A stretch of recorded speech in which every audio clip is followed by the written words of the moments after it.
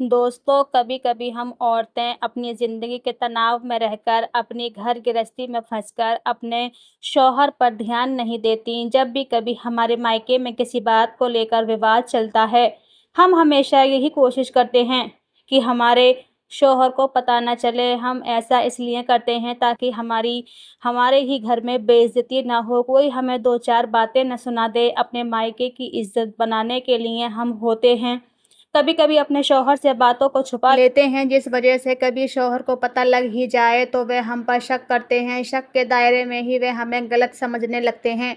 कुछ शौहर समझदार होते हैं जो अपनी बीवियों को समझने की कोशिश करते हैं। ये कहानी है मेरी, चलिए सुनाती हूँ मैं अपनी ही कहानी कि मेरे साथ क्या-क्या हुआ। मेरी ज़िंदगी में भी ऐसा ही कुछ हुआ। मेरे मायके में कुछ सालों से बहुत विवाद चल रहा था। मैं नहीं चाहती थी कि इसकी भनक या इसके झमेले में वे पड़ें, इसलिए मैंने उनसे ये बात को छुपाया और अपने तरीके से उसे हल करने में लग रही। पर मुझे नहीं पता था कि वह सब इस तरह से मेरे ही जीवन में और ज़्यादा परेशानियाँ लेकर आ जाएगा। मैंने कई बातें थीं जो उनसे छुपा कर रखी थीं, इस कारण उन्हें क्या पता था क्या-क्या लगने लगा और वे न जाने कब मन ही मन मुझसे अलग होने लगे। शादी के इतने सालों बाद हमें लगता है कि सब सही चल रहा है, लेकिन ये सब कैसे हो गया मुझे पता भी नहीं चला। क कभी भी हमारे बीच में इस तरह की कोई बात नहीं होती थी। वे मुझसे ज़्यादा कुछ पूछते नहीं थे, उनका स्वभाव ही कुछ इस तरह का था, या शायद मैं ही अपनी परेशानियों के चलते वे नहीं देख पाई जो मेरे जीवन में आने वाला था। जब मेरी आँखों से पर्दा हटा और मैंने देखा तो मुझे समझ आ गया कि मुझसे क्या गलती हो गई है। मुझे इस बात का एहसास हो गया था, मैंने उस गलती को ठीक करना चाहा, लेकिन तब तक शायद देर हो चुकी थी। उन्होंने एक शाम उनके फैसले के बारे में मुझे बता दिया। उन्होंने कहा कि मुझे तुमसे ज़्यादा कुछ नहीं बोलना है, ना जानना है, मैं बस तुमसे तलाक चाहता हूँ। मेरी ज़िंदगी में कोई और है, मैं अब उसी के साथ रहना चाहता हूँ और अब मेरा फ़ैसला नहीं बदलेगा, चाहो तुम कुछ भी कहो। ये सुनकर जैसे मेरे पैरों तले ज़मीन ही निकल गई। मुझे पता भी नहीं चला कि कब मैं उनसे इतनी दूर हो गई और कब उनकी ज़िंदगी में कोई और भी आ गई। इतना तो मैं जानती थी कि वे एक बार जो सोच लेते हैं फिर वे करते हैं। मैंने उस समय अपने आप को कंट्रोल किया। मैं उनसे बैठकर बात करना चाहती थी, उनसे सवाल करना चाहती थी, अगर आप मुझसे प्यार नहीं करते तो मुझे उनके जीवन से चले ही जाना चाहिए। मुझे यही लग रहा था क्योंकि उन्होंने मुझे साफ-साफ कह दिया था। कभी मैं क्या विचार करती, कभी क्या, मुझे कुछ समझ नहीं आ रहा था कि आखिर मैं क्या करूँ। कुछ दिनों तक हम लोग इस घर में ऐसे ही रहे थे, जैसे कि अजनबी इंसान हों। हमारे बीच किसी तरह की कोई बात नहीं होती थी। मैं अपने को और उन्हें कुछ समय देना चाहती थी। मेरा मन ऐसा कह रहा था कि वे अगर किसी और से प्यार करने लगे हैं, तो मुझे उनके साथ नहीं रहना। उन पर गुस्सा भी आ रहा था, पर मैं अपने रिश्ते को और कुछ समय देना चाहती थी। आखिर गलती मेरी भी थी, मैंने भी उन्हें नज़रअंदाज कर रखा था। इसी दौरान करीब 2 महीने के बाद उन्होंने तलाक के पेपर रेडी करवा लिए और मेरे सामने रख दिए। कहा, इस पर साइन कर दो।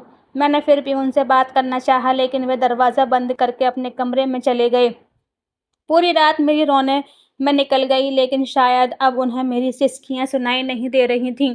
अगली शाम उन्होंने फिर कहा कि इस पर साइन कर दो, अब कोई फ़ायदा नहीं है, मेरा फ़ैसला नहीं बदलने वाला है। तलाक के बाद तुम्हें जो चाहिए मैं दूँगा, बस तुम इस पर साइन कर दो।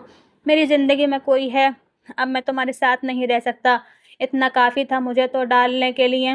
रात भर फिर मैंने कभी सोचा कि साइन कर दूँगी, कभी कुछ हज़ार तरह के विचार मेरे मन में चलने लगे। लेकिन मैंने सोचा कि मुझे इस रिश्ते को एक मौका और देना चाहिए। सुबह जब उन्होंने फिर से कहा कि साइन करो, तब मेरी शादी बचाने के लिए मैंने एक आखिरी कोशिश की। मैंने उनसे कहा कि मैं इस पर साइन कर दूँगी, लेकिन मेरी एक शर्त है।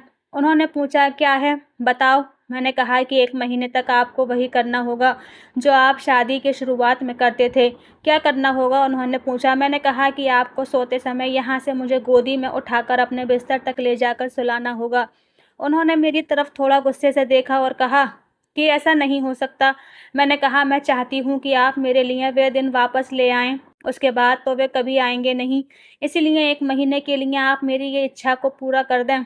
आप नहीं मानेंगे तो भी इस पर साइन कर दूँगी, लेकिन अगर मान जाएँ तो साइन करते वक़्त मेरा दुःख थोड़ा कम हो जाएगा। वे कुछ समय चुप रहे और फिर उन्होंने मेरी बात मान ली। रात में जब इंतज़ार कर रही थी, वे कमरे में सोने चले गए। लेकिन फिर उन्हें एहसास हुआ कि मैं नहीं मानने वाली, तो वापस बाहर आए, मुझे गोद में उठाया, मेरी तरफ बिना देखे मैंने अपने हाथ उनके गले में डाल दिए। उन्होंने अब मेरी तरफ देखा। मैंने कहा, अरे पकड़ूंगी नहीं तो गिर जाऊंगी। मेरे चेहरे पर एक मुस्कान और शर्म दोनों थी। ऐसा लग रहा था जैसे कि आज ही हमारी शादी हुई है और यह पहली रात है। वह धीरे धीरे मुझे लेकर बिस्तर तक गए। बस फिर मैं रोज रात को इंतजार करने लगी कब वह आएँ और मुझे गोद में उठाएँ। पहले 3-4 दिन में उनके चेहरे पर भी थोड़ी मुस्कान तो आने लगी, नज़रें मिलाने से अभी भी डर रहे थे। शायद उन्हें डर था कि फिर से मेरे लिए प्यार न जाग जाए। करीब 15 दिन बाद उनका हृदय परिवर्तन होने लगा।